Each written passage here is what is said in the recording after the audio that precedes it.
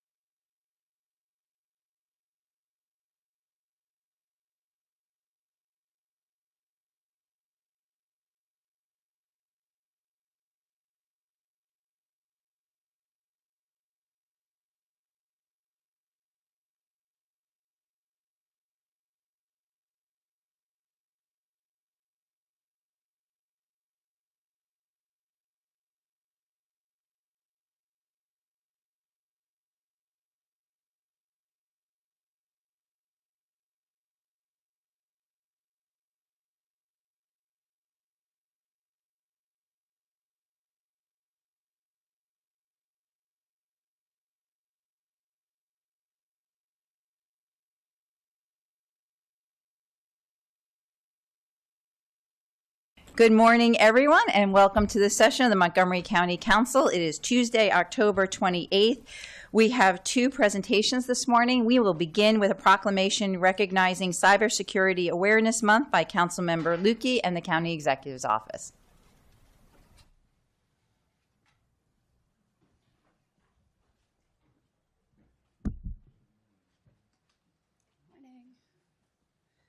Good morning. Good morning, everyone. We are coming up on the end of Cybersecurity Awareness Month, but we're making sure to get this one in under the wire. And I was thinking about this in terms of right now, we've had a lot of stressors on us and a lot of worry, particularly related to security of our data that's not in our own hands. And that's been a top concern. And having spent considerable time working on cybersecurity measures in my previous job, it felt like stuff I'd worked on for over a decade wasn't important anymore somehow. And yet it really is. And right now, more than ever, as we focus on cybersecurity and what that means to us, we have to think about our work as individuals in that arena, and what we can each do to help share information with one another about how to protect your own systems, our Wi-Fi systems, or some of you may even have refrigerators or ovens that are hooked to Wi-Fi that are, I don't know about you, I don't necessarily need my appliances to be smarter than me, I just need them to function. But we do have to worry about what they communicate with and how they communicate with it. And are we making sure that we're updating any software patches? Are we making sure that if a light lights up, we pay attention to it instead of ignoring it? Are we making sure we understand what phishing means with a PH? Are we making sure we understand how to have proper cyber hygiene with USB drives, or as we used to say in my old job, the dirty needles of the data industry, right? Because you pop them in different places, and before you know it, you've unleashed something into an entirely different network. So now with tools that we have where we're able to share files without having to plug into and physically attach a thing to different systems, that's important. Making sure we understand how to encrypt things and why it's important to encrypt things of our own as we are sending them. And also to make sure that we're using appropriate virus scanning software, not just on our computers, because a lot of people do that, but they need to do it on their cell phones as well. Especially if you have kids, make sure they have it on their cell phones as well, right? So with that, as now I've given you my top pointers for the things that make me focus on cybersecurity, I want to turn it over to our folks here to Keith Young and Joan Cole to introduce themselves and tell you a little bit about what they're doing here in Montgomery County government. Good morning. My name is Joan Cole. I'm the Cybersecurity Awareness Training Program Coordinator for the county. Hi, I'm Keith Young. I'm the Chief Information Security Officer for Montgomery County, which is a fancy way of saying that I'm the one responsible for protecting all the systems and data that you see across the county government, whether it be the jail cell doors or the traffic lights or people's critical and sensitive information for healthcare. Everything that you could imagine that the county government provides falls under my team's responsibility. And now I want to turn it over to Dr. Earl Stoddard, who's here on behalf of the county executive. Good morning, everyone. The county executive is abroad, so he sends his regret for not being able to be here. Obviously, Cybersecurity Partners Month is an important recognition for us in government, but it's also really important for the community to understand this is a time to think about cyber hygiene and how we can protect our devices and protect our systems, because with the interconnectedness of everything, the weakest link in our system can often be the vulnerable point through which information is stolen or corrupted.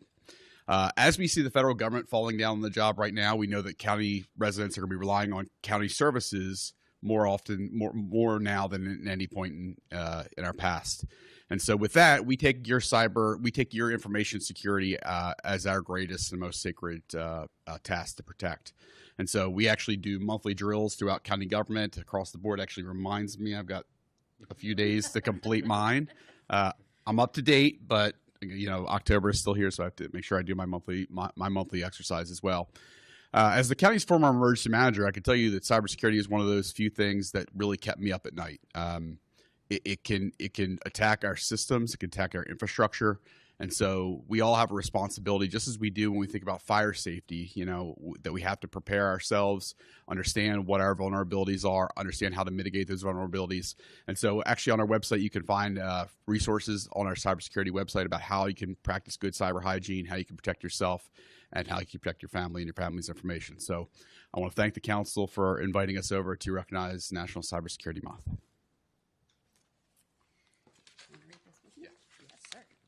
All right, with that, we're going to move to the proclamation. Whereas National Cybersecurity Awareness Month, observed annually every October, is a collaborative effort between government and industry to ensure every American has access to the information and resources they need for safe and secure online activities. And whereas with the emergence of artificial intelligence tools, increasing frequency and sophistication of cyber attacks, malicious actors are targeting critical infrastructure sectors, including businesses, state and local governments, academic institutions, healthcare systems, public safety, national security, and individuals. And whereas Montgomery County, a 2025 NCSAM champion, recognizes its vital role in identifying, protecting against, and responding to cyber threats that may have a significant impact on security and privacy by nurturing cybersecurity industry entrepreneurs through supportive policies and protecting taxpayers' information through strong investments in governmental cybersecurity systems. And whereas maintaining the security of cyberspace is a shared responsibility in which each of us has a critical role to play as a part of the 2025 National Cybersecurity Alliance in partnership with the Cybersecurity and Infrastructure Security Administration, CISA, to promote this theme, Stay Safe Online, by providing simple ways to protect individuals, families, and businesses from online threats. And whereas in 2018, the Interagency Technology Policy and Coordination Committee, ITPCC, initiated the Interagency Cybersecurity Awareness Month project to encourage multi-agency collaboration to promote cyber awareness and provide Montgomery County employees and residents with information, guidance, and tools needed to become safer and more secure online. Now, therefore, be it resolved that Mark Elrich, as County Executive, and the entire County Council of Montgomery County, Maryland, hereby proclaim October 2025 as County Cybersecurity Awareness Month. Presented on this 28th day of October, 2025. Here you go.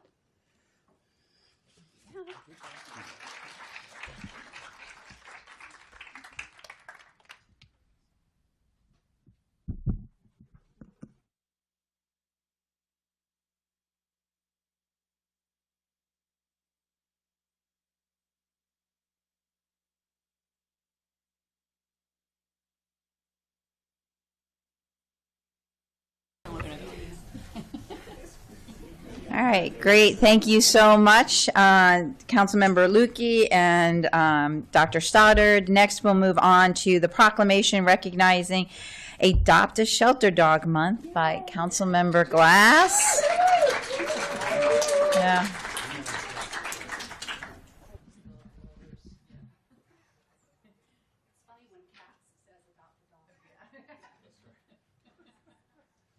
Come on up, everybody. We're going to be pretty in pink this morning. Hi, good morning. Nice to see you. We need some of these shirts up here. This is great. Thank you. Did you? Good. Yeah. Yeah, where's Lainey? Bring Lainey up. Right up here in front. Was cuddling with Lainey before. Hi. I know. Okay. So, good morning, everybody. welcome to the council. Welcome, Lainey. You're a good girl. So October is Adopt a Shelter Dog Month, and it is a time to remind everybody that we have an incredible shelter here in Montgomery County, and we got a lot of love to give, don't we? Yeah. So I am the proud beagle dad of 2 rescue beagles, and there's a lot of debate that happens here in the council every week, and the biggest debate this week was, do I bring my beagles for this proclamation? Clearly we did not. My beagles are well behaved, but I had a morning event, I have an evening event, and they're better left at home.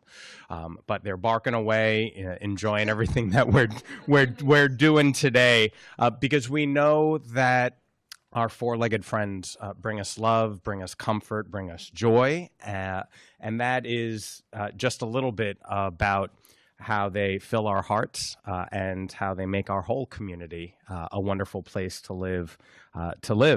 And here is the PSA portion of this morning. Right now, the Montgomery County Animal Services and Adoption Center in Durwood is over capacity. New animals arrive every day, and they are in need of medical care, they are in need of love, and they are in need of second chances. And that's what we all provide, and that's what you all provide. And I want to take a moment right now for you all to introduce yourselves briefly, and if you have anything else you want to say briefly. Hi, I'm Rebecca Young. Mark Friedman. Melanie McAdoo. Gabby Cohen. Norma Valentini. Dami Chipianitis. Anne-Marie Chipianitis. Beth Mullen. Rose Oppenheim. Faith Kolazar. Judy Stevenson. Hi, Heather Delapolsky. Pat Stone. Dr. Amjad Chaudhry. Carly Colbert. Maria Anselmo. Lex Lepiars. Spencer Kelly. Emily Matthews. Ken Snyder. John Young. Amanda Middleton. Bonnie White. Vicki Thomas, and I'm chair of the Animal Services Advisory Committee as well as a volunteer. I just want to thank you for everything you do for our furry friends. Laura Sturza. Tom Drischler. Trish Ranshaw. Ashley Young in adoptions. She didn't. No, Amanda went. Tammy Mathis, volunteer coordinator. Good to see you. I'm Chris Bombaugh with the Montgomery County Humane Society, and I'm thrilled to see so many of our brethren here. I'm Paula Foley. I'm with Montgomery County Humane Society, and this is Lainey. You're with Lainey this morning. Well, thank you all for joining us this morning. I know so many of you for different things that you do, whether you are attorneys that come before the council, your faith leaders that come before the council, to know that you dedicate other parts of your time to making sure our 4-legged friends are taken care of is wonderful. So thank you all for giving back to Montgomery County. Now I'd like to introduce the director of our Animal Services and Adoption Center, Director Caroline Harefield, to make some comments. Hi, thank you so much. Can I have my 2 people that did make it here today? These are 2 adoption counselors that we have, and they do so much work for us. I just want to say a few words. Thank you for recognizing October as Adopt a Shelter Pet Month and for celebrating the life-saving work that Montgomery County Office of Animal Services does. Each year, our shelter welcomes nearly 5,000 animals. That's a lot of dogs, cats, rabbits, and more. We have, you name it, it's probably been through the shelter. Each one in need of compassion and a second chance. Thanks to our dedicated staff of volunteers and foster families, more than 90% are rehomed or reunited with their families. That's thousands of lives that are transformed right here in our community. Right here, come on up. You're part of it too, right? Well, the Humane Society is part of it. I want to take a moment to acknowledge the extraordinary people who make this possible. Our staff and volunteers work around the clock to comfort frightened animals, support struggling families, and ensure every pet receives the care they deserve. And I want to make a special recognition that goes out to our adoption team.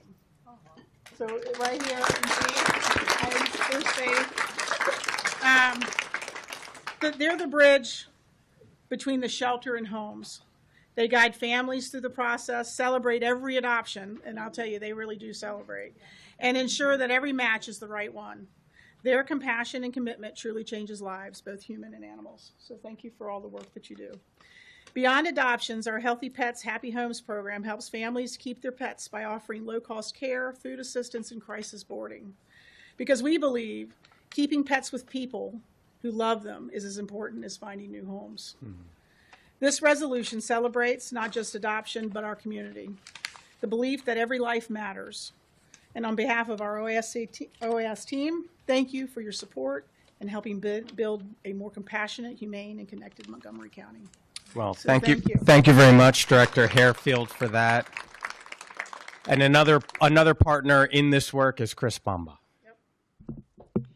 Thank you so much. And thank you for recognizing the importance of shelter dogs and all shelter animals. In this line of work, and I can speak for probably everybody standing behind me, that when we meet new people, they say, oh my gosh, I adopted a pet from you and it is the best pet I've ever had. And we hear this all the time, and it never surprises us. And the reason is because those pets know, those rescued and adopted pets know that good people cared for them, got them out of harm's way, cared for them, taught them to trust, and found them new homes. They also know how lucky they are to have found and become a member of a new loving family. They don't ever forget. And anybody who has adopted a rescued shelter animal knows how that's true, that they never forget. In this country, 3 to 4 million dogs end up in public shelters every year, along with 2 to 3 million cats and myriad other pets, other types of pets. And that is a crisis, and Caroline just mentioned 5,000 right here in Montgomery County. That is a crisis that is doing nothing but getting worse. Dog stays are getting longer, especially animal stays, but especially dog stays are getting longer. This has been a trend for a while, but it's worse than ever with all of the uncertainty and everything that is happening. And animals end up in shelters for a host of reasons. Many of those reasons are curable if we all work together, but they're either lost or they're abandoned or they are a member of an unwanted litter or they keep having unwanted litters or their family for physical limitations or financial limitations or family dynamic changes can't keep them any longer. And so they are at the mercy of our community. And all of these good folks behind me, everybody at the Montgomery County Humane Society, and many other organizations are working hard every day to help these guys. So if there is anybody out there who is interested in adding to their family, not just because it is Adopt a Shelter Dog Month, but because the need is greater than ever, now's the time. So. Fantastic. Well, thank you, Chris, to you and your board and all your volunteers. And I also want to give a shout out to someone who messaged me last night saying he could not be here. Thank you, Big Bruno, for holding down the fort this morning while everybody is here. And as noted, we do have we are recognizing our dogs and this month and having Lainey here. But if you go onto the website, you will see that there are a lot of other animals up for adoption, including cats. There are a few bearded dragons I saw. There are rabbits and turtles, and so there's something for everybody. And so with that, we're going to read the proclamation. The County Council of Montgomery County, Maryland, a proclamation. Whereas October is nationally recognized as Adopt a Shelter Dog Month, a time to raise awareness of the millions of dogs in shelters and rescue organizations across the country who are waiting for loving, permanent homes. And whereas every year, thousands of dogs enter shelters in Montgomery County and throughout the region due to abandonment, overbreeding, or changes in family circumstances, highlighting the continued need for responsible adoption and pet care. And whereas Montgomery County's animal welfare partners and rescue organizations work tirelessly to care for, rehabilitate, and rehome dogs in need, supported by volunteers, veterinarians, and advocates. And whereas the Montgomery County Animal Services and Adoption Center, the county's primary public shelter, is currently over capacity, highlighting the urgent need for adoptions, foster homes, and community support. And whereas adopting a shelter dog not only saves lives and helps reduce the strains of overcrowded shelters, but also enriches families and communities by bringing unconditional love, companionship, and joy into homes. Now, therefore, be it resolved that the County Council of Montgomery County, Maryland hereby recognizes October as Adopt a Shelter Dog Month, and be it further resolved that the county encourages residents to open their hearts and homes to shelter dogs and to support local organizations that protect and care for them. Signed on this, the 28th day of October, by Council President Kate Stewart and myself. Thank you, everybody. Let's do a picture with Lainey. Here.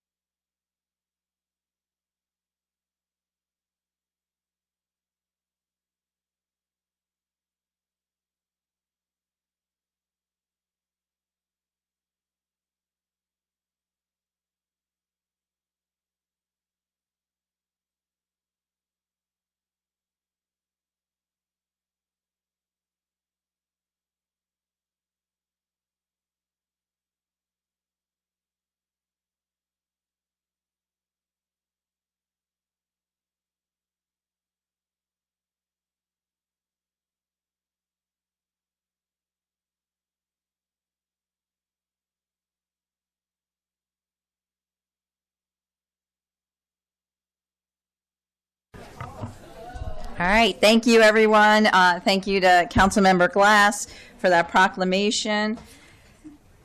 There is no general business today, so we'll move on to agenda item number 1, which is the council will sit as the district council for action on zoning text amendment 25-11. This is temporary commercial uses, temporary telecommunications facilities.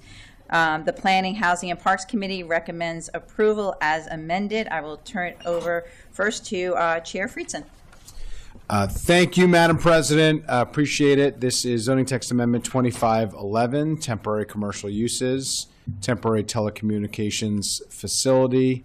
The Planning, Housing, and Parks Committee recommends approval as amended. It was sponsored by Councilmember Lukey and co-sponsored by Councilmember Katz, introduced on July 22nd. We had a public hearing on September 16th. And the PHP committee met on October 6th, recommends approval with an amendment to clarify that a temporary telecommunications facility installed for more than 30 days, regardless of height, requires a building permit. We heard quite a bit from Department of Permitting Services. We had a bit of conversation on it, heard their support and interest in moving this forward to address some challenges related to temporary deployment for emergency services and other needs as well. In the packet, there are some amendments, which I'll let others get to at the appropriate time. But that is ultimately the item that is before us. I can turn it over to Ms. Nadeau to walk through the elements of this and then turn it back to you, Madam President. Sounds good. Thank you. So, as noted, the PHP committee reviewed the CTA and made one amendment. That amendment clarifies that a facility installed for more than 30 days, regardless of height, should require a permit. The committee considered but did not move an amendment about consecutive applications. And then we have 3 proposed amendments from Councilmember Sales. So I will pause to let her present those. Great, thank you. Before we go on to the amendments, just want to see if the lead, Councilmember Lukey, has anything to say about the bill. Thank you. Or No, ZTA, yes, the ZTA. I just wanted to thank the PHP committee for their thoughtful work on this and the discussion that we had during the committee session, and for the collaboration with the Department of Permitting Services in trying to work through finding a practical solution for some ongoing challenges that we end up encountering and make things a little simpler for everyone. So with that, I certainly concur with the PHP amendment to the bill. Terrific. CTA, sorry. I know. Yes, have it. We need more coffee. All right, then with that, I think I'll turn it over to Councilmember Sales, and let's take each amendment each time, one at a time. Thank you. Okay. Definitely. Thank you, Madam Chair. And thank you to my colleague, Councilmember Lutke, for introducing the ZTA. Thank you to PHP for their review and all of the revisions, including stakeholders and residents who contacted my office regarding the ZTA. You know, I support these initiatives to ensure better connectivity, especially in times of an emergency, and want to also ensure that our residents understand what's happening in their community, and do not want to support any bureaucratic barriers to ensure that we are taking care of situations as necessary. That said, I did introduce 3 amendments that I shared with everyone. I believe you received those last week. And so just wanted to talk about my first ZTA, the most substantive one, that strengthens the public notification requirements in the ZTA. Currently, the ZTA requires telecommunications companies to send notices to households within 300 feet of the tower site before it goes up. However, it completely absolves the telecommunications company of this obligation in the event of any emergency declared by the county, state, or federal government. In reality, many of these emergencies will not prevent the mail from being delivered, at least for a prolonged period of time. And as such, in recognition of this reality, my amendment places a more flexible requirement on the applicant in the event of a government-declared emergency to notify the community within 14 days after the tower has already gone up. It shouldn't be only on us as council members to inform residents or to ensure that they are aware of why or when or how long this tower is going to be in their vicinity. That responsibility should be at the very least shared with the company that put it up in the first place. That said, I know that Councilmember Lutke might have a friendly amendment on this to this amendment, and I welcome hers or any other comments on it. Thank you. Great. So we have a motion for an amendment. Do I have a second for the amendment? Is that it? No. Second. Okay. Thank you. I wasn't sure. All right. We have a second discussion on the amendment on the table. And Councilmember Lukey, do you have a friendly amendment? Yes, I was waiting to see if there was a second because I don't necessarily believe that this is necessary. However, if it is in the body's interest to move forward with the amendment, my request is that the words "when practicable" are added in order to give appropriate flexibility for unforeseen circumstances and to make sure we're being accommodating. Okay. I accept. Okay. Ms. Nadeau, you got that? Yes, so I will add where practicable to the end of the sentence in the box on page 7. Terrific. All right, so we have a motion and a second. We have a friendly amendment accepted by the council member Sales. Any discussion? Not seeing any. All those in favor of the amendment, please raise your hand. And that is 1, 2, 3, 4, 5. So that the amendment fails, correct? No, because we're of the folks. We have a quorum, so it passes. Yes. Thank you. Sorry, doing math. I really need another cup of coffee. It's okay. Yeah, because Councilmember Mink isn't here and Councilmember Jawando isn't here. So it is 6 out of 9, so that amendment passes. Thank you. All right, next.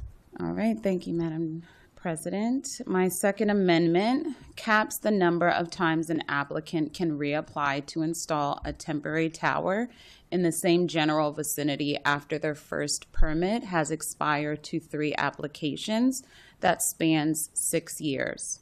This is a more than generous cap, as DPS grants the maximum extension of 2 years for each application, allowing for a maximum of 6 years, given that this is a temporary tower.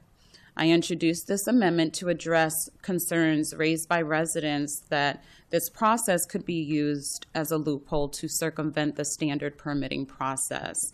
Of course, I understand that the review conducted by DPS and the Tower Committee, along with the criteria by which they can approve these towers, will prevent this emergency process from being abused in this way.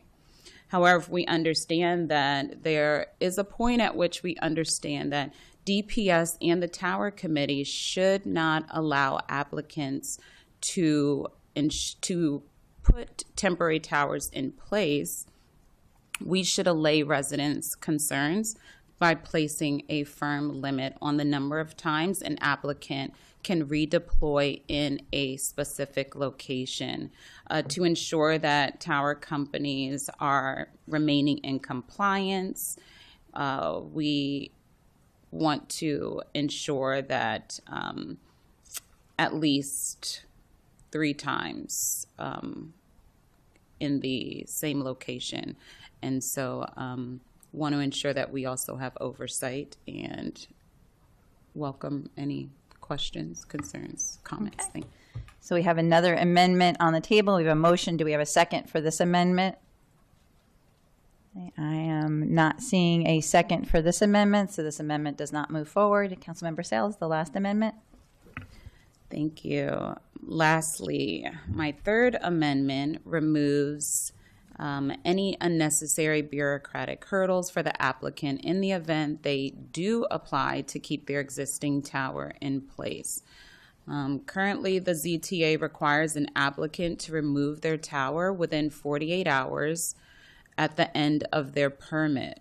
From our discussion with council staff, we learned that this requirement still applies even if they are approved for a subsequent application, meaning that they will have to remove their tower infrastructure just to put it back in the same place.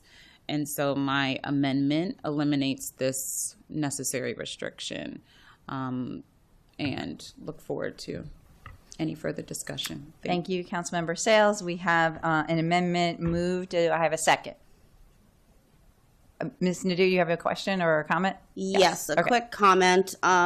So as the language appears on page 8, it references approvals of new applications between the reapplications of the prior amendment. Since that amendment failed, if the council wanted to move this third proposed amendment, you would need to change that cross-reference. Reapplications are technically still allowed if somebody does apply to DPS, even without Amendment 2. So basically the last sentence here that says between approvals of new applications under section 3515C2M would just say 3515C2. You would strike the M since there won't be an M now. Great, thank you. I think that's a friendly amendment to the amendment, so we still have a motion for this amendment. Do I have a second? Not seeing any, this amendment fails. Thank you, Councilmember Sales. Any other questions or comments? Not seeing any. We have we need a motion now to approve ZTA 25-11 as amended. So moved. Councilmember Lukey moves. Do I have a second? Councilmember Balcom seconded. This is a roll call vote. Madam Clerk, please call the roll. Councilmember Lukey? Yes. Councilmember Lukey votes yes. Councilmember Mink? Councilmember Mink is absent. Councilmember Sales? Yes. Councilmember Sales votes yes. Councilmember Friedson? Yes. Councilmember Friedson votes yes. Councilmember Glass? Yes. Councilmember Glass votes yes. Councilmember Katz? Yes. Councilmember Katz votes yes. Councilmember Albornoz? Yes. Councilmember Albornoz votes yes. Councilmember Finding Gonzalez? Yes. Councilmember Finding Gonzalez votes yes. Councilmember Balcom? Yes. Councilmember Balcom votes yes. Councilmember Jawando? Councilmember Jawando is absent. Councilmember Stewart? Yes. Councilmember Stewart votes yes. Thank you. Thank you very much, Ms. Nadeau. All right, now we will move on to item 2 on today's agenda, which is a work session on a letter to the state delegation communicating our priorities for their upcoming legislative session. I'm seeing folks just walk in. Take your time. Just come down. Whatever. We're running about 5 minutes early. You're expecting the shelter proclamation to take a little longer than it did. I know, you do. Yeah.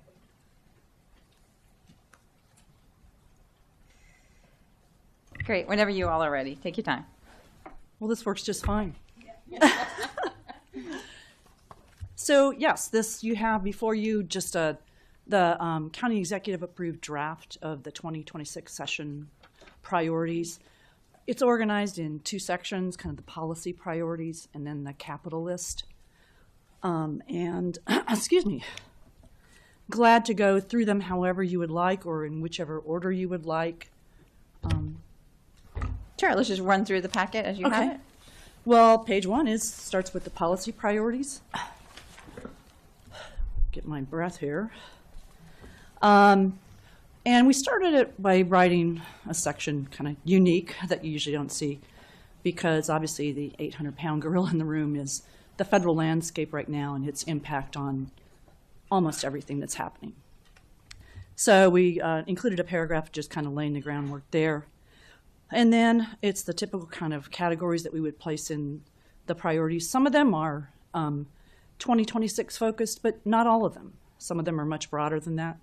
And most of the money is left to the capital sheet. So the one thing that is a little bit newer in the education section is the public school construction piece, because now that we know what those numbers look like, not just for the county but statewide, we decided to add a piece about that. The climate and energy is something that's pretty broad and you've seen before. Housing, we can't not say something about housing because it's another crisis level type of topic. So we have a short piece on that. Economic development, added this new because again, this is kind of federal landscape related about potential talent drain over everything that's happened at the federal level. And then transportation and Vision Zero. This is WMATA, again, kind of begging the state to start to think about how they might restructure the current financing system. That is probably not likely to happen this year, but it's on the list because it's so important, I think, to every county, particularly Montgomery. And then we have a section that we always have about local autonomy, and it's just a little bit more focused on some more specific things. And that's the document that the county executive in draft form has approved. All right. Regarding the issue priorities, one, I'll see if there's any other feedback, but one, I know this has been something I think Councilmember Friedson has brought up in prior years of getting this letter cut down shorter, and this year it is like 2 pages, so I think it's clear our priorities, and I think I also appreciate it, and the bringing it down to 1.5, 2 pages. I don't think we're losing anything, but I think it's clear our priorities, and I appreciate that. So I don't have any specific questions. Anyone have any thoughts? Or Councilmember Lukey? I have a question related to the school construction piece, especially given ongoing issues between MCPS and the state with respect to construction of one of our schools and the unresolved prevailing wage issues between the state and the school system on that, and wondered if you would comment on where you believe our bargaining position is with respect to school construction funding when we have this other unresolved issue hanging out there. So the unresolved issue of the prevailing wage, I would note that I may not be up to date on that because I thought that that was resolved a couple of years ago with, as the BUILT program, became important and that discussion ensued there. So I'm going to need to catch up with you up with the council on where that stands because I was not. Right. It was resolved. You are correct in that it applies. Yes. The school system didn't apply it, and that is the unresolved issue between the Department of Labor and MCPS at this point. Okay. And since obviously we are the largest school system in the state, and I imagine other school systems would be similarly advocating for this type of funding because we're not the only ones who are suffering from aging educational infrastructure, but our bargaining position may in fact be compromised by not having that issue resolved. Okay. I think then it's a matter of how you would like to handle that since I'm behind the curve on this one. Yeah, we need to make the ask. Our families, our students, our educators need us to make that ask. But also, we need to take care of housekeeping on the school system side to make sure that we're in good standing to make that ask. Okay. Okay. Councilmember Sales. Thank you, Madam President. During our Health and Human Services Committee session, we heard from one of our committees that the state had depleted the funds, defunded the evening reporting center, and wanted to propose that we request restoration of state funding for Montgomery County's juvenile justice diversion program funding for the evening reporting center and similar Department of Justice juvenile services. It resulted in the closure of critical community-based programming supporting youth and pretrial or probation with a variety of services, including after-school time, mentoring, and wanted to know if you were aware of this. And this is not the noise issue, is it? No, Okay. not no. Okay. No. No, I'm not aware of this. I'm not certain where Leslie is because Leslie's our HHS person, and I'm not. She's on her way. She's on her way. Okay, she must be caught in Okay. traffic. Okay. But glad to include something about that, and we can follow up with you and draft some language about that. Definitely. Thank you. Yes. Okay. And the other issue was we have a lot of landlords who are not addressing repairs and not keeping their buildings up to code. And the county is having delays with getting court dates because it's only 1 day per month that housing court is available because of the lack of judges that are available in the district court to reduce the backlog of housing code enforcement cases. And we're unable to recoup citation-related fines. And so I wanted to propose request to increase the number of district court judges to reduce the backlog. We're facing, a 30% increase in homelessness, and this recouping of funds can not only ensure that our landlords are compliant with keeping our residents in safe conditions, but also to reinvest in our housing funds. Okay. All right. Thank you. Thank you. Councilmember Friedson. Thank you very much. First of all, I acknowledge that this is a shorter list than previous, so thank you for taking that feedback. It's only taken me 7 years, but we're getting there. So I appreciate it. Continuous work in progress. Just a few comments. I think there's a little bit of declarative statements in here that I'm not sure are particularly focused on a policy priority. So I do think we could refine it a little bit to shorten it even further. For instance, the federal challenges, well, it doesn't say anything that I don't necessarily agree with. There's no policy. So I would, suggest that we refocus the federal challenges and make an ask. I think the ask there, the obvious one is for the state to fill some of the gap to the extent possible to address food insecurity, because SNAP Ed, for instance, is $12 million a month to the county.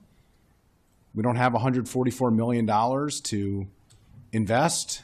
We understand that the state nor the county are going to be able to fill the full gap, but I think we need an ask here. We need a policy here. That's what this is supposed to be. It's supposed to be our priorities, not our statements, of how frustrated we are with the failure of the federal government to assume their responsibilities. So again, I agree with it. I appreciate it, but I think that we need to actually respond, and do something and ask for something. And so I would suggest that we refine the federal challenges statement, make it shorter and more direct, and make an ask. And I would strongly suggest that we focus on food and any other human services that we think are directly related to this. I think we can also include something about state support for, workforce training for federal workers. So those would be my two suggestions: food and federal workers of federal challenges. And I think we can cut that to 2 bullets, and I think we can just focus on that and save the declarative statements for our arguments for why, but not necessarily for our priority list, which is supposed to be a shorthand version so our colleagues in Annapolis know what we're asking for. Just to comment on the housing and local authority, there's duplicative language. That we say the same thing in the local authority, literally the exact same language in the local authority. If you look at the bullet there, the second bullet, it's literally the exact same language as housing. So I think we can streamline that. I would take it out of the local authority if we have a standalone for housing. And on housing, I think we should make an ask there too, and specifically look at rental support or funding to prevent homelessness specifically. So I think we can wordsmith that. I'm not going to suggest specific edits from the dais, but I think after this meeting, I think we can work on that and come to that, whether it's state support for some of our programs specifically, or whether it's a general request of state funding for that. But I think we ought to move forward with that specifically. And then, on economic development, I think we might want to think about, whether or not we make a specific ask there rather than just say supporting programs and legislation. But, Sure. What economic development programs do we want? Are we going to make a, specific ask to that? And then I would, echo the comments of my colleague on the education piece. This makes a broad argument, but it could be more focused in terms of actually making an ask of what we're asking, funding formulas, ratios. I mean, there are specific things that we can and should be asking for of the state rather than just making a declarative statement that there's a huge need. I think everybody recognizes there's a huge need, but this is not supposed to be an argument document. This is supposed to be a priorities document, the what, not necessarily the why. I think we can all argue for the why, but we should have a consolidated list of what the ask is and what we are suggesting, urging, and advocating of our colleagues in Annapolis. I think then what you're asking for, because we do mention develop a new plan because the financing plan is deficient to meet the statewide needs. So we could fill that in a little bit of what elements of a plan we would like to see. Yeah, I think that would be helpful. I just think we can focus more on what we're asking for and less on why we're asking for it. Sure. Because I think this document is really a why we're asking for things, and it's pretty light on what we're actually asking for. And I think we can do some work to tighten that up. With that, I'll yield back. Thank you, Councilmember Friedson. Before I turn to the next councilmember, I would like to add, if we're being more specific on the federal challenges, looking at UI unemployment insurance. When we were at the WorkSource Montgomery with the governor last week, Michael Coven, who is heading up the federal workforce center there, Mobilize Montgomery, made some excellent points about where we are in Maryland compared to other areas on unemployment insurance and how that is detrimental to folks who are applying and what they're receiving. So I think there's, if we're going to do some more specific asks, there may be something around that. And just want to underscore on the homelessness piece, the unhoused is also, I would add to that, encouraging a regional approach and bringing together different stakeholders here in Maryland, in Montgomery County, and Prince George's County, and in other jurisdictions that we can, so that we are working more together in a coordinated way to address our unhoused situation. I'll turn it to Councilmember Fanny Gonzalez. Thank you. I have 3 items, and the one on the unemployment insurance was one of them. I went to the MACO symposium last week, and I brought it up just so people have an idea. In the state of Massachusetts, they give folks $1,000 per week. Here in Maryland, we only are providing about $400 per week, which is nothing. So that's one thing. The second thing I wanted to say, and it's in the same vein of being very specific, you started your presentation as this is a draft. You are correct. This is definitely a draft. So at this point, especially with what we're dealing with at the federal level, we need to be very straightforward. The second thing I want to highlight is under the federal challenges, you have a sentence here that talks about aggressive actions to deport our community's immigrant members. It falls short on what's happening right now. We're dealing with racial profile. I have my 2 kids who were born here. One of them came up to me telling me that he wanted to make sure that I have his birth certificate with me. That's what we're dealing with. So I think it's, oh man, trying. I think we need to be now more than ever very specific that the state must pass this year an end to 287G. It passed the General Assembly in the House. It got stuck in the Senate.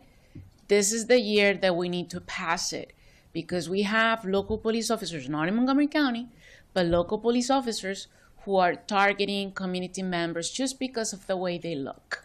And you cannot just avoid saying that. It's racial profiling against people who look like me and who have beautiful accents like me. So I want that. I want this county to be now more than ever pushing for an end to that program. The other thing that has nothing to do with the federal program, it's under education, and it's a topic that comes up in every single budget. I think we need to be very specific and say that the General Assembly must increase the salary for Board of Education members. This has to be the year. We have an election coming up, and we are struggling to get candidates to run for the Board of Ed. And I think how much money they're making, it's a problem. And I think the county needs to be very proactive in making that request, that the General Assembly needs to keep it together and pass a bill on the Board of Education's, at the very least, their salaries.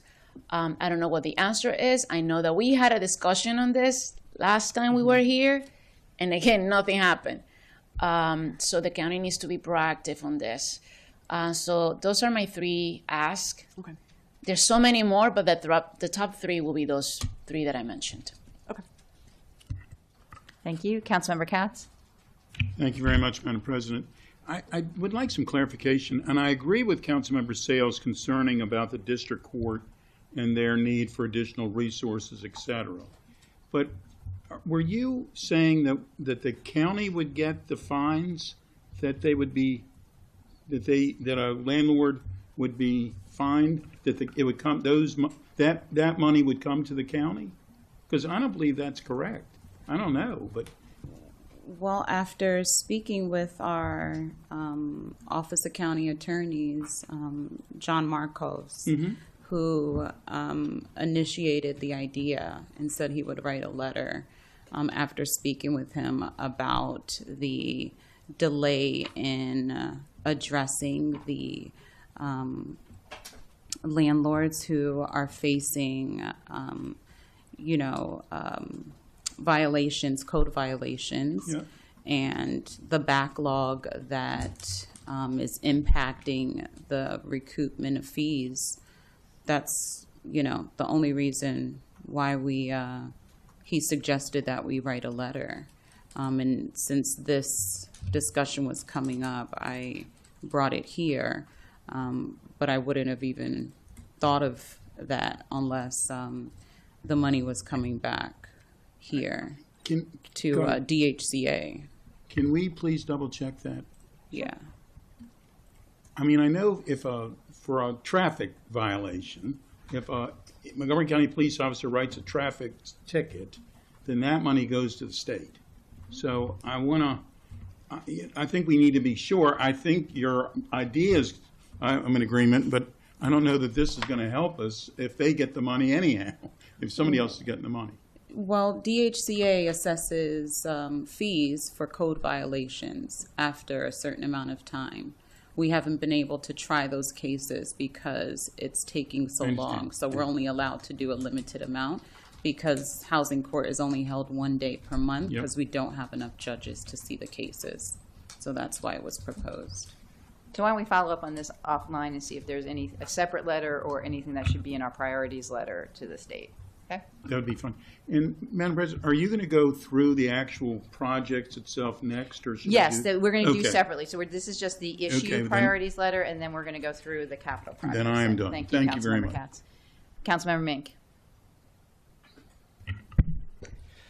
Thank you. On the list of items that we want to make sure that we have the state's partnership for as we look at potential and actual federal cuts, I just want to name HUD funding as well as something that we're going to need potentially some assistance with.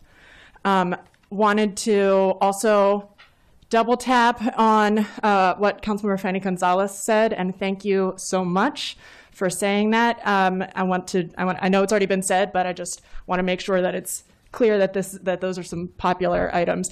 287G, we must have that. And even though here in Montgomery County, we do not collaborate, when we have residents who cross the borders, and it's confusing for them, where is it safe for them to call 911 and where is it not? And that's a big problem. That's a big problem. So that's something that we here in Montgomery County have a material interest in, even as people are coming into our borders from other areas. So we really, really need to get that done. And the activities, obviously, that are happening here are just devastating. I feel like I'm hearing now every day practically about someone who we know who is taken into custody and is deciding to self-deport. This is including teenagers, parents of our elementary school students, a father who was picked up just this Friday. We've already found out that he has been bullied into signing a letter to self-deport, and he leaves behind a second grader. So whatever we can do to slow this devastation down, we have to do. We also need to raise the Board of Ed salary, and I also want to note that, so I want to also make sure that we get that done as well.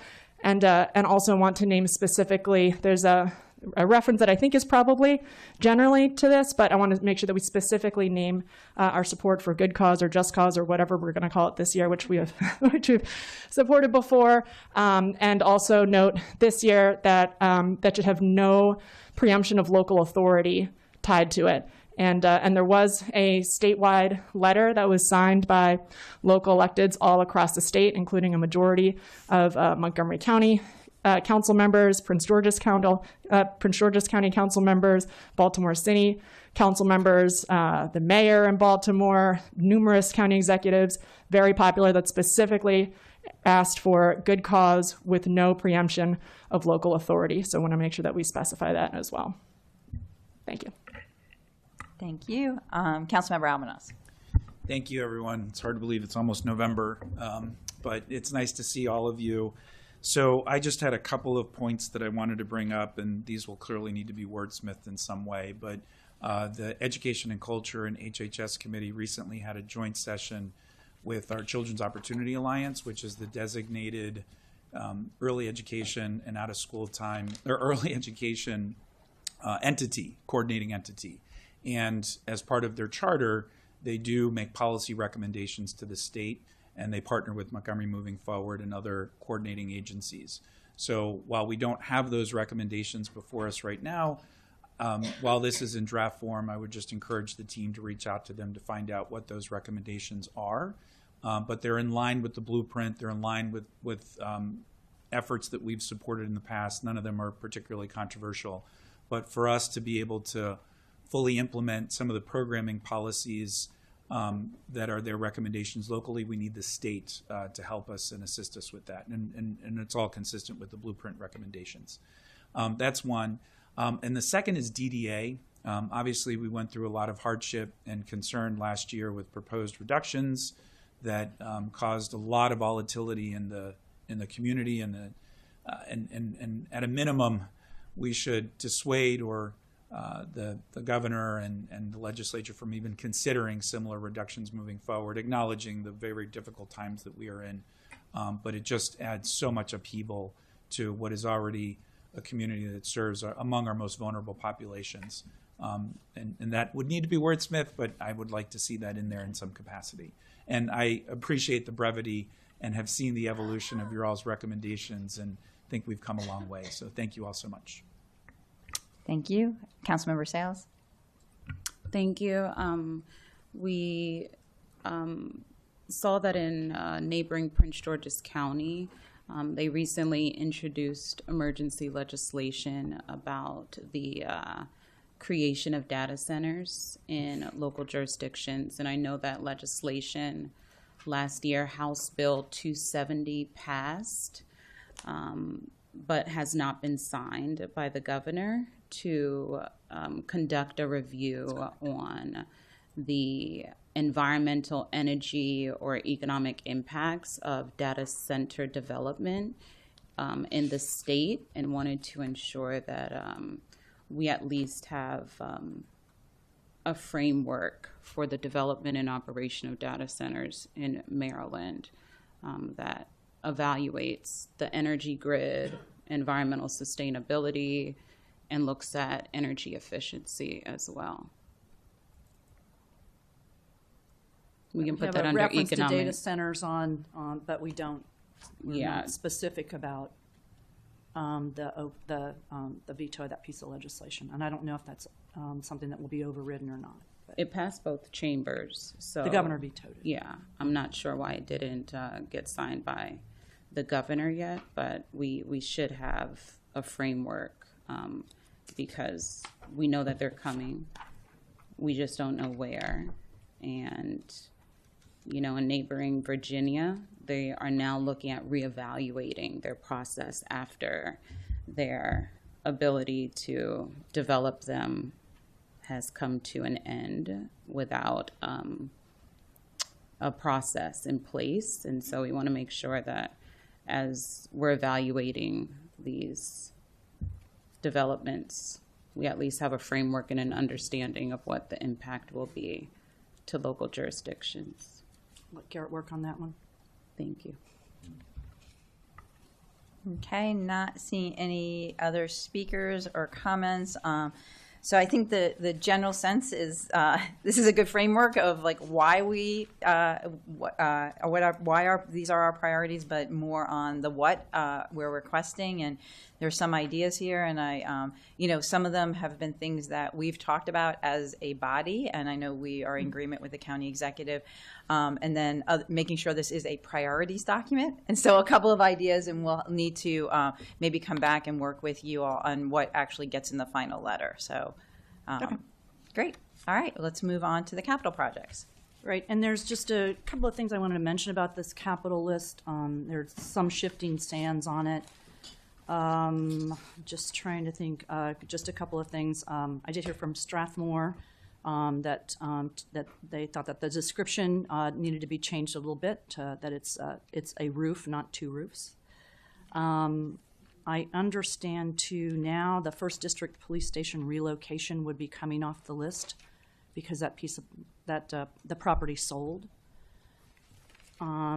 Also on the revitalization for troubled and distressed common ownership communities, I'm pursuing with the legislature if that would be general obligation bond eligible, if creating if of sorts capitalizing, helping to capitalize a revolving loan fund is something that they would by underwriters' rules be able to use GO bond proceeds for that.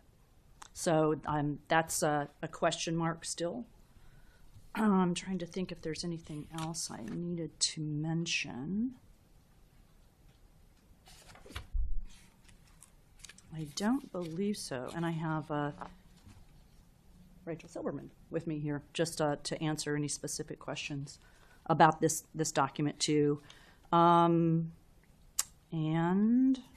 yeah, so if you want to just engage in a discussion about individual items or Yeah, I think that would be terrific. Okay, sure. And I'll just kick us off, and I'll first say I'm glad to see, because it was one of the things that I think myself and some other council members were kind of surprised to see the third bullet, since this is not a topic that has been discussed by the council or the Public Safety Committee yet. So I'm not even sure why it made it onto a draft. I'm just going to put it out there.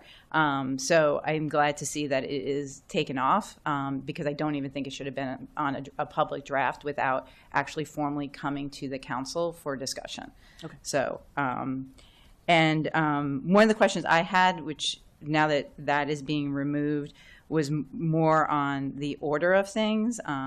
But if that's being removed, I'm fine with the order, though I personally would bump up the North Bethesda Metro Station North entrance. It has been a huge priority. We're moving forward. WMATA moving forward. We're moving forward with the partnership. So anyway, I'll just put that out there. Sure, and let me just tell you just a little bit about what's on this list. Yeah. Again, sorry about the third bullet, but it's consider it gone, vaporized. This list reflects, again, county executive recommendations from a list that the Office of Management and Budget put together that categorizes these into highest priority, medium priority, low priority. So this list is high and medium, and the mediums are the lowest ones on the list in the just general categories. But I think, certainly open to suggestions if you want to actually prioritize these lists. So I think anytime someone sees a list implicitly, there's an idea that there's an order to it. So I hear that. Again, I would just say, personally, I think given where we are in the county and what we've been prioritizing, I would like to see the North Bethesda Metro Station bumped up if colleagues are okay with that, if no one has an objection on that one. I'll go to Councilmember Sales. Thank you. Speaking of metro stations, I am eager to hear about the Purple Line completion, a timeline, any updates But the $5 million for facade improvements, I know that the resources that businesses received last year was inadequate for the amount that they're paying in rent and the impact on the businesses.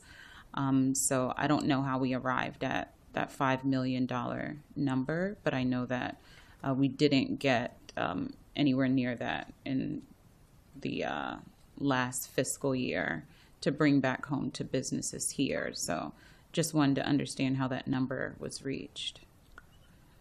I think that Rachel might be able to speak to that. Sure. Yeah, the Rachel Silverman with the Office of Management and Budget. The $5 million was requested by DHCA. And with all of these, we're trying to strike a balance between the need in the community and what could reasonably be funded by the state. Some of the feedback that we've gotten in prior years is that some of the really large numbers can be unmanageable by our delegation, but smaller amounts are more fundable. So that's some of the background on that one. So does this encompass the money given to the businesses, or is this just overall to like landlords I for think facade this improvements? is titled as facade improvement and not the business program. Yes. Are we able to add to this resources for businesses? I don't believe this is general obligation bond eligible for the state. And So I'm that not would certain be- that wasn't operating funds. Yeah, So so that I would think be a sorry, priority. the other grants go through Yeah. MTA, so there's a different pot of money for the Purple Line business. And I will say last night at the CTP hearing, I did put a plug in supporting that. We're in round 3. So I think this is the facade, the capital Yes. budget, and the So maybe it can businesses go at the top. are yeah, At the top separate. of the on issues, maybe the issues memo. policies. On the policy issues, Yes, that yes. something could be added there to, continue to fund and increase the amount that is funded. Yes, continue and increase, please. Thank you. Thank you. Councilmember Katz. Thank you very much, Madam President. And I agree with you. Over the years, we've always had these discussions about, really doesn't matter where it is in the priority letter, but I want mine moved up. Yeah. And it really does matter. I mean, it's what people see, and it's what, people said, well, you moved me down from last year. Well, it really doesn't matter, but it does. So I think that is a major concern. The other thing is, and I understand that the First Police District, that property is off the market for us. But I am concerned that we don't have any mention at all about the 4th District, about Wheaton Station. That station is in terrible disrepair, or it certainly keeps getting worse, and we need to make certain it's somewhere. I don't know, and it can be further down the list because we don't have anything at this point where we could put it, but I think we need to make certain that we don't forget it. And I think that becomes extremely important. And I know the district people certainly have bent my ear from time to time on that issue. So if we could do that. Thank you, Madam President. Thank you. Councilmember Friedson. Appreciate it. First of all, I just want to echo the point. It is a ranked order, whether we are intentional about how we rank or not. Anytime you put a list together, the list is ranked, and people read it in order. So, we read it left to right, and we read it top to bottom. That's just the way things go. So I think we should be thoughtful and intentional, understanding that, the way we write it is the way people are going to read it. So we should make some decisions on how we order the items here. I do also want to note, and I think we should add a reference to state support for expansion of the Housing Production Fund. That's something that we've been talking about for quite some time, and that I'm working on, and colleagues have been very supportive of that, and this body has been very supportive of that, and our state delegation has been supportive of that. So I do think a specific reference to that, in addition to the common ownership communities reference of $2 million is important. I'll echo the North Bethesda Metro and do think we should move that up because I do think that it matters and is helpful. And I do think when we say projects already pre-authorized by the General Assembly, we have to reference that we support them. So I would hope it's on this list you do support. So I just, I mean, I don't know. It seems like that. And then I'm just wondering, the county also strongly supports the Montgomery County Public Schools. We don't include that because that's on their list. Is that the idea? I just want to make sure. are you talking about the On the paragraph? MCPS and the Montgomery College. We're not including that as its own category. We're just making a passing reference to it because Yes. that's on their list and we assume. Yeah, that's We're just coming in. double this- tapping it? Yep, and we're reminding them that Okay. the county supports these projects. Okay, since, we foot the bill if the state That's right. doesn't, so my suggestion would be we just have its own category for education. We can and do then that. just list these out so that they're not diminished. Because I actually think these are the biggest asks. I would actually put them at the top personally. Not at the bottom as kind of a passing reference. And oh, by the way, someone else is asking for this, and we'd like that too. We think it's a good idea. Yeah, exactly. It just seems, these are our biggest asks, arguably, or some of our biggest asks. Although there's some big asks in here that might There's not be some big super ones. realistic. But I think this should be pretty high up as its own category, personally. And I appreciate it, and I do think, the pre-authorization, a reference, to support for the pre-authorized Glad would to be take helpful care of as that. well. Thanks. Great. Councilmember Glass.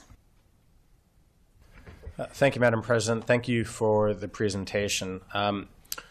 I'm going to ask about the biggest ticket item on here that has not been discussed, and that is a new ride-on bus depot.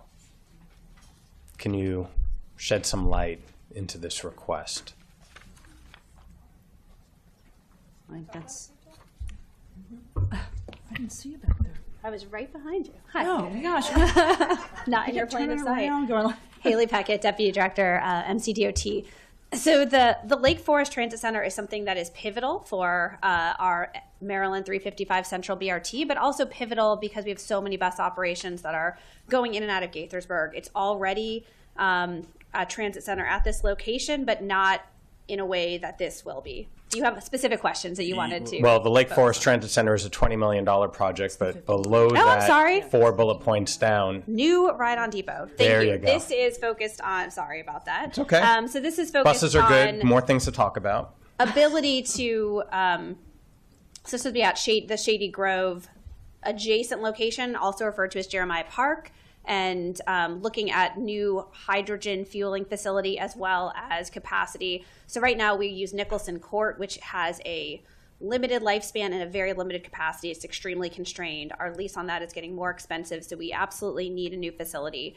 So this is looking ahead. It helps us meet our zero emission bus goals and is kind of a necessary investment for the future to serve as a new depot for what is currently the Nicholson Court and kind of the Central County area.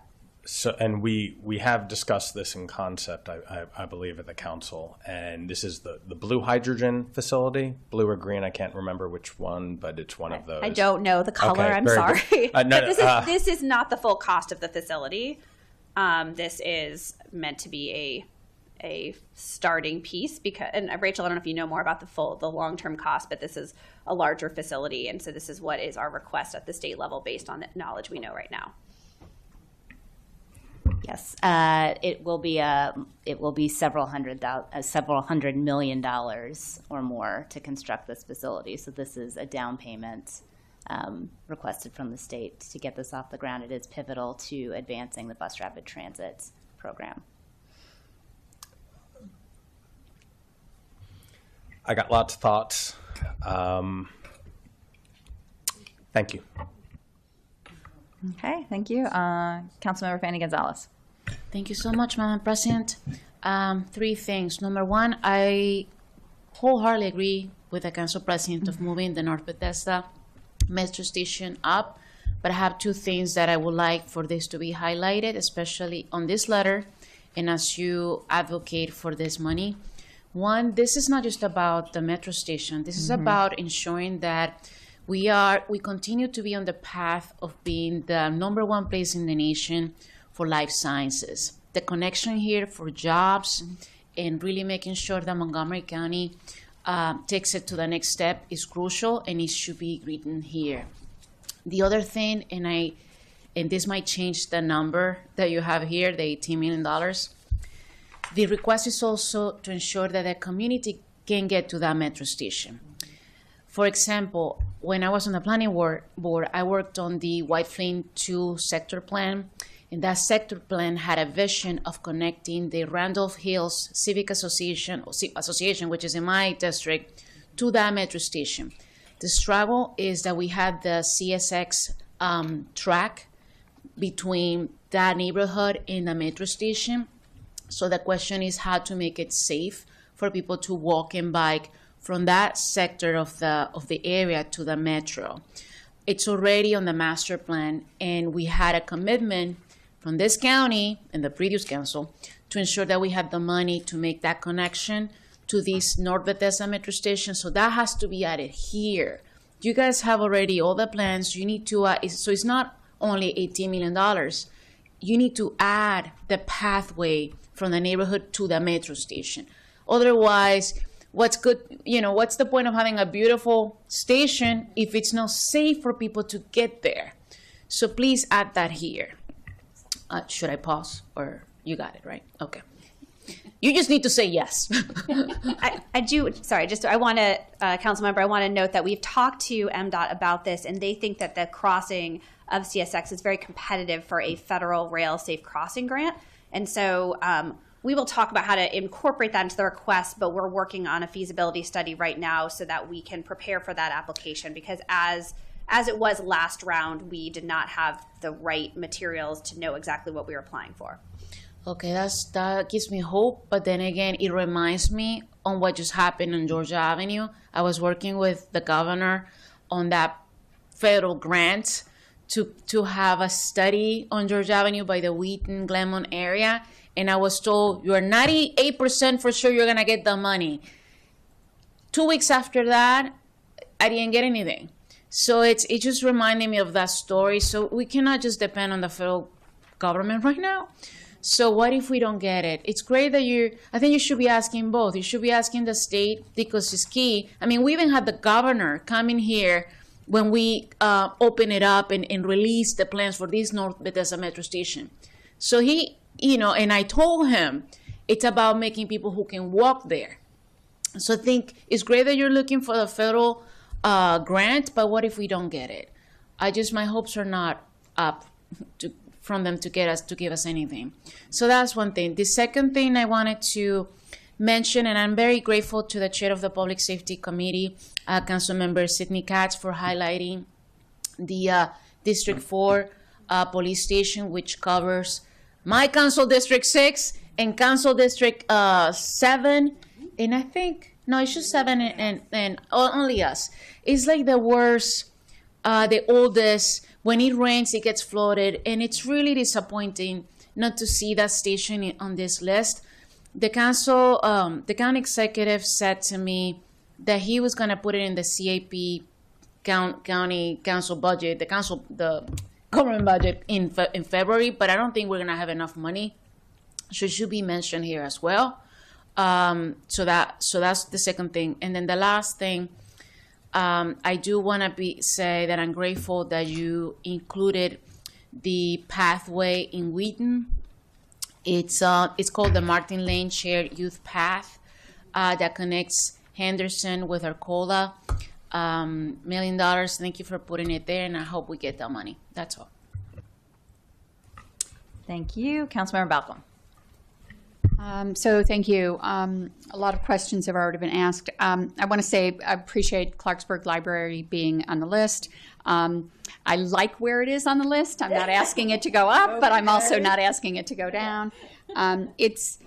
it's important because this is going to be an expensive library because we changed the location due to the co-location of affordable housing, and so when it comes to us, it will be helpful if we can secure this funding. So I appreciate that.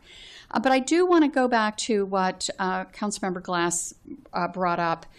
In this case, Chair Glass, the chair of the T&E committee, on the new Ride-On Depot. When we look at the dollar amount, it dwarfs everything else on the list in terms of the ask. And it's something where we have talked about it in passing, but we haven't really had a firm review of the project. And so I'm just, I have questions about whether it's ready for prime time and would like to get some more information on that. Say something about this.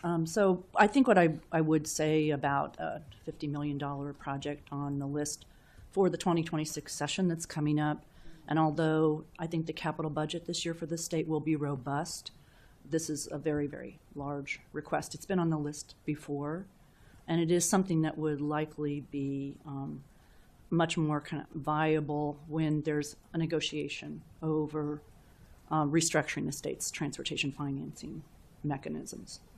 So that's what I would say about that. But this project has been on the list before. Obviously, there was no progress made on it last year. So, okay. I just wanted to state that. Thank you. Thank you. Councilmember Almanas? Thank you, Ms. Winger. Just a context question. So I've always wondered this. I know how the sausage is made on this side of the aisle for capital projects, and it changes each legislative year.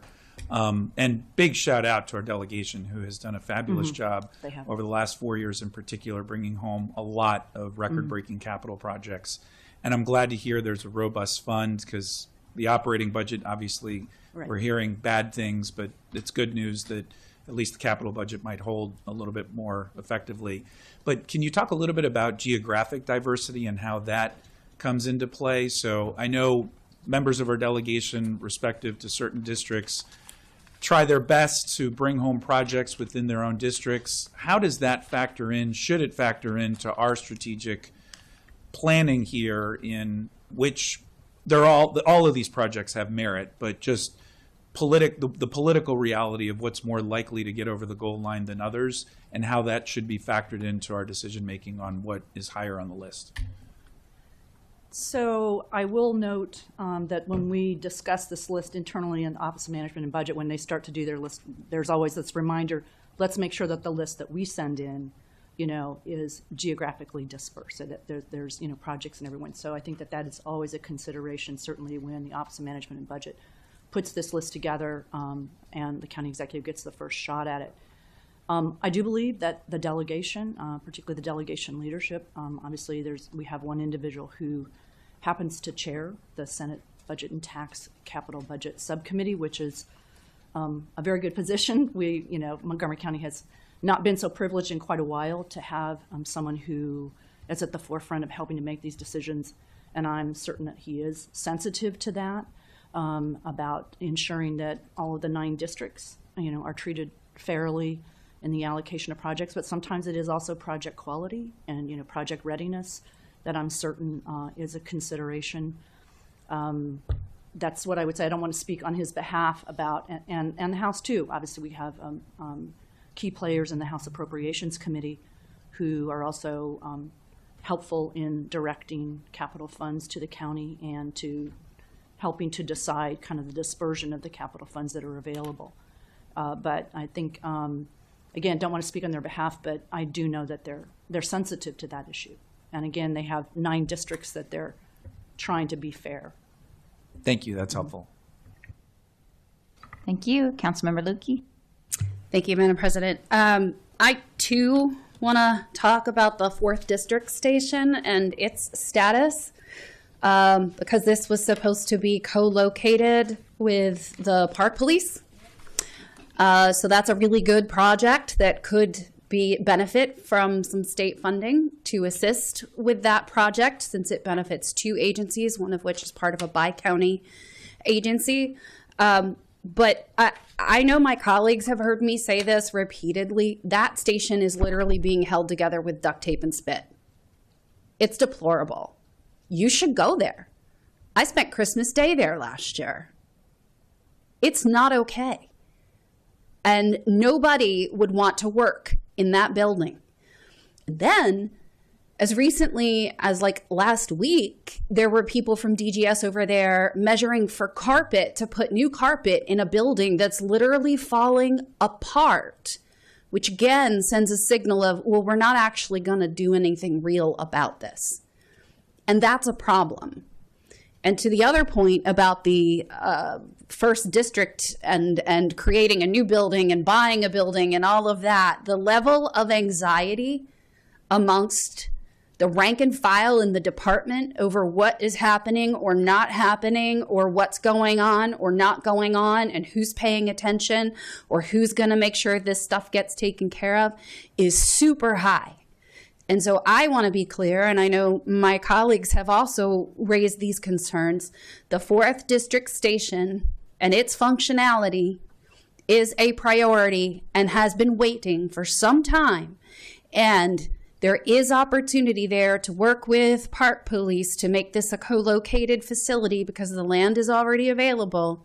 We just need to find a way to get both entities to be pragmatic about what can be done and then benefit from the co-location and purported cost reduction in having one building, one set of construction done instead of taking care of 2 separate entities. And again, state funding would be a great use for those buildings, which could solve 2 problems that we have at one time. But with respect to other capital projects that were never brought before the Public Safety Committee and never discussed, those are off the table. But I know the 4th District Station has long been discussed in front of Public Safety and has been a long-suffering issue. With that, I yield. Thank you. Councilmember Sales. Thank you. I just wanted to clarify that the code violations for landlords are Class A violations collected by DHCA and would be returned to their general reserves. I spoke with the analyst just to confirm. Thank you. Thank you. Great. Thank you. All right, not seeing any other questions or comments on the capital plan. I think we're good on that. Okay. Yep. Just to clarify, would you like to internally talk amongst yourselves about the ranking of this, or would you? We can, if anyone, Like to I have think us there was rank general for you. sentiment of moving up the Bethesda North Right. Bethesda station. I hear other people are happy with where Okay. projects are, so I think that was so the we'll- only one we that would move that to the Yeah. first one, and we would probably put, according to Councilmember Friedman, potentially do public school construction and community colleges next, and then go with the list as are. Okay. Sounds like a good order. Good. All right. Okay. Terrific. All right. Well, thank you for that. We tentatively have scheduled final action on this on Tuesday, but if you need more time on getting us a redraft, just let us know. I know we were trying to get this done before November 17th, correct? Right. Yes. So November 17th is the public hearing at 7 o'clock. It's the annual priorities hearing that the state delegation does. So Right. this would be the document that would be presented on behalf of the county. Yeah. So we're hoping- once it's made extra small, bulleted, and so we'll work on this starting today to make these changes and try and get them back to you as soon as we can. Great. Thank you very much. I appreciate that. Okay. All right, next for the council's consideration is the consent calendar. I will entertain a motion to approve the consent So calendar. moved. Councilmember Sales moved. Do I have a second? Councilmember Balcom seconded. All those in favor, please raise your hand. And I'm going to turn it over to Councilmember Mink, who wants her vote recorded. Yeah, could it be recorded, please, as a yes vote for ZTA 2511? All right. All right, next item is the council intends to meet in closed session to discuss the appointment, employment, assignment, promotion, discipline, demotion, compensation, removal, resignation, or performance evaluation of an appointee, employee, or official over whom it has jurisdiction under Section 3-305B1 of the General Provisions Article of the Maryland Code. The topics are the appointment, employment, assignment, promotion, discipline, demotion, compensation, removal, resignation, or performance evaluation of an appointee, employee, or official over whom it has jurisdiction.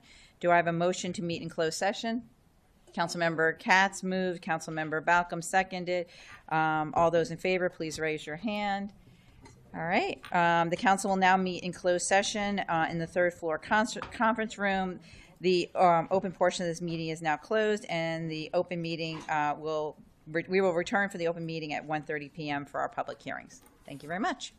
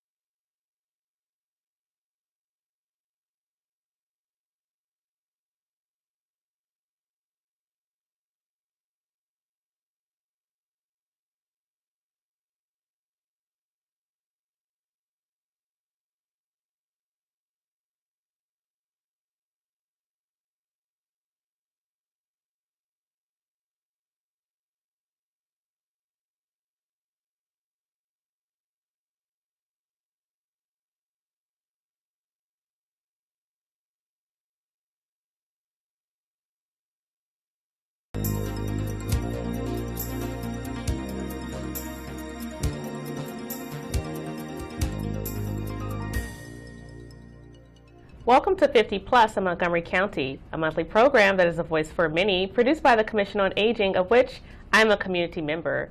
This show is insightful for people of all ages, and each episode takes a fresh look at important issues by spotlighting older adults in the community, representatives of services and programs, and activities of interest to older adults. My name is Katie. On this month's show, we're going to talk about fire prevention. Here to join me for that discussion is Montgomery County Fire Chief Corey Smedley and Jim Resnick, who's a retired battalion chief and the program manager of senior outreach and education with the Montgomery County Fire and Rescue Service. Welcome, gentlemen. Thank you for having us. Thank you very much, Katie. So glad you're here. Can you both tell us a little bit about yourself and what you do? And Chief, we'll start with you. Okay. So I'm Corey Smedley. I've been in the fire service for about a little bit over 30 years now. About 14 months in Montgomery County. So, what do I do as the fire chief? I put out other kind of fires, but really getting to understand the community and their needs and figuring out how we can meet their expectations to keep them safe. Chief, you said 14 months. I suggest you're a newbie. I'm a newbie to Montgomery County, correct. Okay, and it's my understanding that you're a history maker.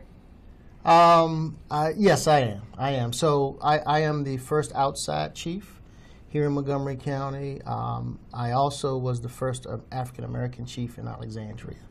So why I'm so proud about that? Because my mom got to see that twice. Wow. Congratulations to you and your family. Yeah, thank you. Jim, you're a regular, but tell us about yourself. Thanks for having me again, Katie. My name is Jim Resnick. I'm a retired Montgomery County Fire Battalion Chief. The way that we work that in Montgomery County is that there's 37 fire and rescue stations, but geographically they're grouped into 5 separate battalions.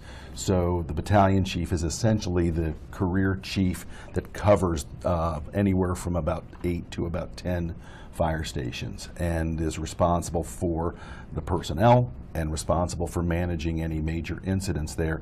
And that capped off, my being a battalion chief capped off what's been almost a 50-year career and volunteer time in Montgomery County. Like Chief Smedley, we've both been around the block a couple of times. And in my retirement, I came back as a program manager for the Fire Safety for Seniors program, which has me doing a lot of work with the Commission on Aging and Age Friendly Montgomery and other groups like that, which it's an honor to serve the older adult population of the county. I just want to say thank you to you both and keeping this community safe and healthy in all your years of service. Thanks. So October is Fire Prevention Month. What should we know? Chief? Actually, it's Fire Prevention Week, but Montgomery County makes an entire month. We don't want to shortchange ourselves or keeping our community safe. It really is a nationwide approach to paying attention to fire safety. And I can tell you from my 30 years, and I'm certain from Jim's 50 years, we've seen the evolution of what we have to deal with as risk. So this season's Fire Prevention Month in Montgomery County, but across the nation, is Take Charge for Fire Safety. And the reason we're talking about Take Charge for Fire Safety has to do with lithium-ion batteries in the home. Now, along those lines, lithium-ion batteries, we're finding, number one, they have entered our homes and our lives in so many ways. There's so many products that all of us are using every day in and around our homes and in and around our lives that are powered by these rechargeable lithium-ion batteries. And therein lies one of the new and emerging risks that we're seeing in the community. In Montgomery County, we're running a lot of fires that are related to the recharging of lithium-ion batteries, and again, it goes along the lines of what the fire chief was saying with charge into safety, and we want to make sure that we do that. So we're focusing on these lithium-ion batteries that we see in cell phones, in tablets and laptops like what you have there, in rechargers, and in so many other things that we're seeing in our lives. And I want to give a quick little just explanation about what these batteries are. Please do, Jim. These are not lithium-ion batteries. These are both alkaline batteries that I have in my hands right now. I have a AA and a AAA battery.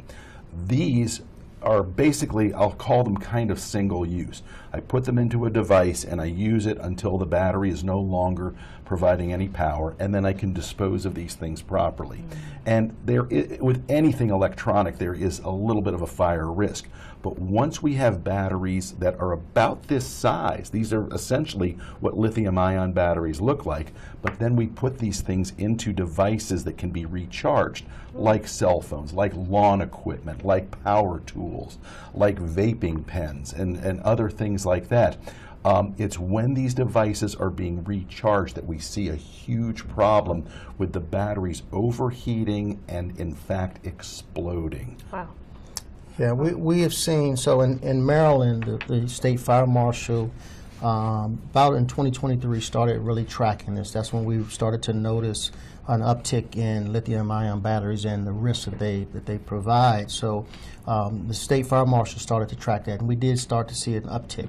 Montgomery County, we had about 18 fires related to lithium-ion batteries in calendar year 2024. And you don't even know it. You don't pay attention to where they exist in your home, and they are in many places. And so it is important that when you buy whatever device it is, you look at the label. For instance, Underwriter Laboratories, which is a company that based on the safety risk, they look at things to make sure that it is manufactured based on those safety requirements. And always take heed to the manufacturer's guidelines. What we're seeing is you have these knockoff places that you can buy a second or the third generation of a charger, but they're not really safe enough to use, and we're starting to see more fires and accidents that way. Wow. With respect to the batteries and disposal, can you talk a little bit about that?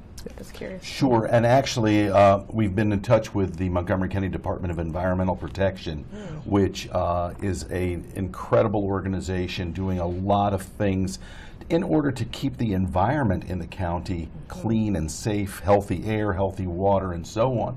But they are intimately involved in the recycling and or disposal of these lithium-ion batteries. Okay. What they recommend to every county resident is that they dispose of their lithium-ion batteries or battery-powered devices at the transfer station, which is located at 16101 Frederick Road, up in the northern part of Rockville or the southern part of Gaithersburg. I know that, yeah. Every hour that the transfer station is open, there are hazardous materials people there who can accept those devices and batteries and so on. They want you to transport them there safely by putting each device and each battery into a separate plastic bag or something like that. And if any of the devices or batteries have been damaged, they want to know about it before you hand them over to those folks. And these are very important but simple steps that can prevent fires and other kinds of problems. And most importantly, we don't ever want to take any of these lithium-ion battery-powered devices and put them in the regular trash. You know, that's good. I've actually been over to the transfer station before to dispose of goods, and they have a really seamless process. You go through the line, and if it's for batteries or an electronic device, you go to one section, or something else, there's another section. So it's a tremendous resource. It is. I have a question about that, though. What other agencies in the county do you work with? Where's the cross-collaboration? That's an excellent question. So in Montgomery County, the fire marshal responsibility within the code, fire code, rests within Department of Permitting Services, which is a little unique throughout the state. So I get a lot of DPS's questions, and we work a lot in that space. But we work with the fire code, building code areas. We work with Department of Permitting Services. We work with Department of Environmental Protection Agency. Also, another example would be Office of Emergency Management, to make sure that we're having appropriate plans and training and exercising those plans in the event something happens.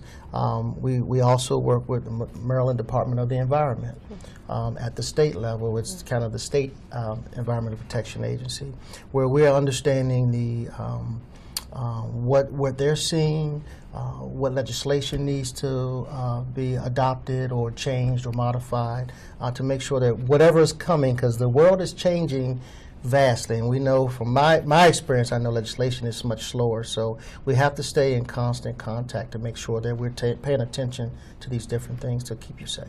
Thanks for indulging me in the pivot. Go ahead. And actually, Katie, along those lines, of course, on a day-in, day-out basis, our partners are law enforcement, Montgomery County Police, and also the local police departments in the different municipalities. But also, and I'm going to pass this back to Chief Smedley, with what you talk about with us being a public health agency. Oh, absolutely. Thank you for that. Yeah. Man, you just gave me a dunk. So, you know, this is upcoming fire safety. Fire safety is what we do, and we are seeing an uptick across the nation in fires for various reasons. Lithium-ion battery is one.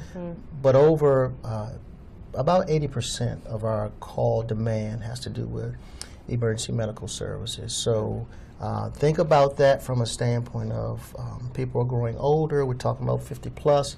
People are growing older and they're living in place, and we want to make sure they're safe in that space.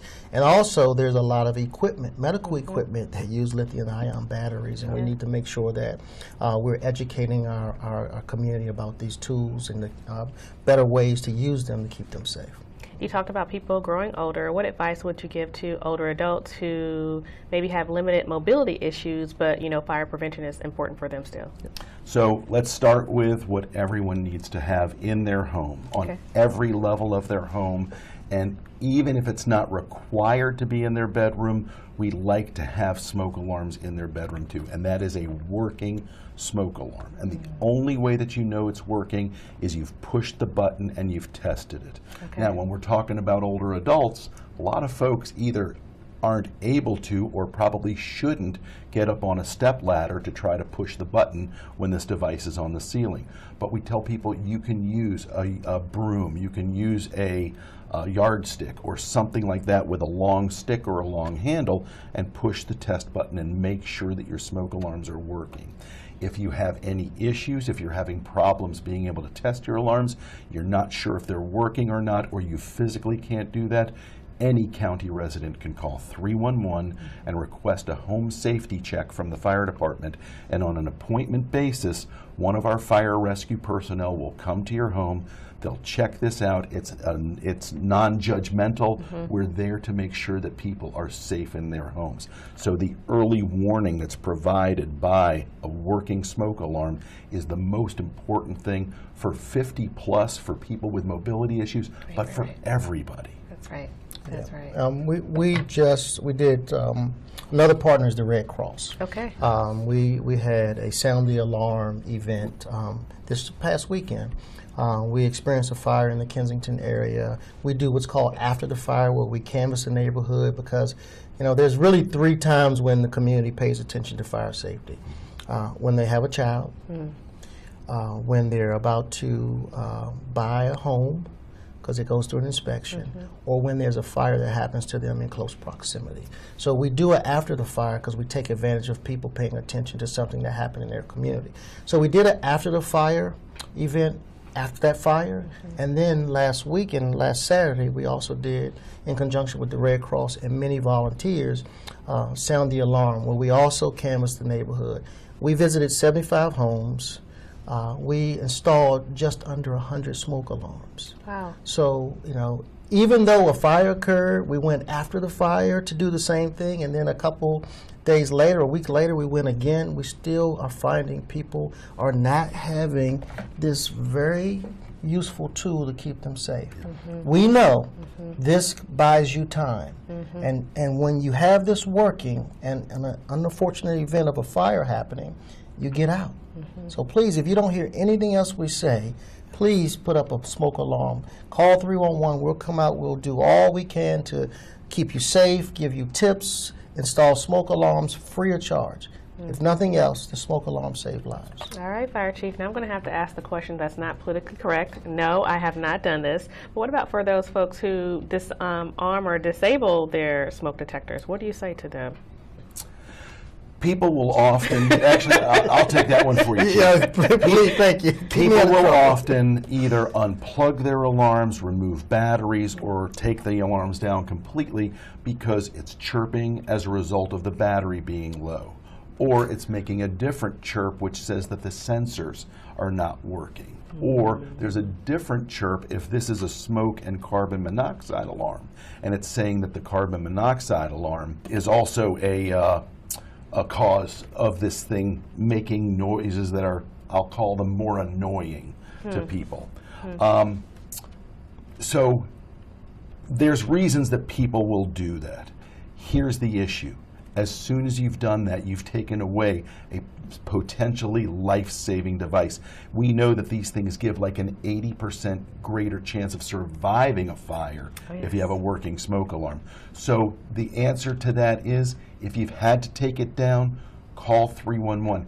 Have us come out. Maybe you don't have the right type of smoke alarm, or the location is not an ideal location. So we have ways of working with that. Jim, can you thread the needle a little bit more on lithium-ion batteries? What else should we know? So, as the Chief had said previously, we want to make sure that we buy only products that have the Underwriters Laboratories or other certified testing lab approval on it. And I don't know if you'll see it or not, but on this is my laptop charger here, and there's a little UL in a circle, the letters UL, which is Underwriters Laboratories. So you want to look for that for the devices. The charging part is where we're finding a lot of these fires are starting. We started to see this first up in New York City, which, because of the size of the population and the number of devices there, got to be a really, really big deal. But the recharging of these devices, my cell phone, my tablet, my laptop, or anything like that, is problematic if people don't do certain things. We do have a handout available that's through the fire service. If you want a copy of this, you can go online to our website, which is mcfrs.org/mcsafe. But what we have found is that, number one, if devices have been damaged at all, this is a power block which is used for recharging phones and laptops and so on, but this had fallen down and had actually cracked here. And if someone tries to reuse this, this is potentially going to cause a fire when it's being recharged. Similarly, I want to make sure that any device that I'm recharging is on a hard, flat, non-combustible surface. So I don't want to charge my phone on top of a bunch of papers or my laundry. I want to make sure I don't recharge my tablet in bed with me, where it's not a hard, flat surface. We also want to make sure we never cover these things up with anything, because that can trap the heat, cause the batteries to overheat and explode. And I never want to recharge these devices in direct sunlight, because the extra power, the extra energy from the sun can be enough, again, to compromise those batteries. And again, they don't just burn, they literally explode. You know, I would want to ask you, Jim, to say that all over again, because a lot of people are getting this wrong. Okay. Especially about like charging your phone in your bed, or on top of papers if you're in your office, or even the power cord. I'm sure many people don't have it on a flat surface. That is just, that's interesting. Those are tips that I'm going to adopt myself, you know, to make changes. As we all should. And as I've learned more about this myself, I've changed this. And I'm sure, Chief, you probably have had the same experience. Oh, well, I have 3 young adults, and they grew up with these things. They're no longer in the home, so I get to keep my chargers, because they would take all my chargers. You couldn't find them. But they would use them in such a way, they're in bed using them. It's under their pillow. They keep them charged when they're not using them. Those things can overheat and cause a fire. So that's something that I want everybody to think about. That if you're not needing to charge them, unplug them. Okay. The other thing that we've seen, and I know Jim has done a lot of teaching on this, is that we've evolved in the fire service because we had to. Things don't need to be plugged up anymore to catch on fire. Right? They can be remote and catch on fire all by itself. And so we used to teach things like using of a fire extinguisher. There's new technology out there that I'm sure people see on whatever They subscribe to this great technology that's out there that we are just saying don't use. Get out the house. As Jim mentioned, these things don't just catch on fire, they explode, and they're burning hotter and faster. So we've had instances where people didn't call us first and tried to put the fire out and then got into a bad situation, got burned, or actually did not survive. Get out. Get out. Just that simple. Call 911. We're trained. We have the tools and the resources to mitigate that emergency. Let the professionals do that job. Wow. Talk a little bit more about the other technologies, new technologies that perhaps we think are really useful, but maybe we should avoid. We're seeing not just fire extinguishers like what Chief Smedley was talking about, but also fire blankets. And many times I'm approached by people during the safety training sessions that I give, and they say, hey, I've seen these things advertised. The advertisement looks like it's the greatest thing ever, and it's so easy to use. The issue that we have with that, it is right off of what the chief was saying, is these cause people to have to go towards something that's on fire. The only people who should even think about going towards a fire are professional firefighters, trained firefighters who are properly trained and equipped. As a firefighter, I'm not going into a place that has a fire of any kind unless I have a backup, I have a team, I've got proper equipment that I know is working properly, and even to the point where every inch of my skin is covered with protective gear, and my lungs are protected because I'm going to be wearing a breathing tank on my back which has clean, fresh air. The air from the fires that can be caused by anything, batteries, plastics, any of these things, is poison. So the easiest technology answer is forget about it, okay? If God forbid there's a fire, just get out. Have a plan for how you're going to get out, where you're going to get out, where you're going to go, and then once you're outside, call 911. And if you forgot your phone, bang on a neighbor's door. Will do. Now, Jim, I've been in a number of your teachings, so in every one that you do, you talk about the file of life. Yep. Can you do that today? So the file of life is an incredibly important and valuable tool for older adults, but for anyone maybe with disabilities or with significant medical conditions. The file of life does no good for anyone unless the form has been filled out ahead of time. To fill out this front and back form takes maybe 10 minutes, probably less than 10 minutes. It carries the information that the EMTs, paramedics, other first responders, and as well as the hospital folks would need about the person. Name, address, date of birth, that type of information, any kind of medical conditions that exist, if the person has any allergies, if they take any medication.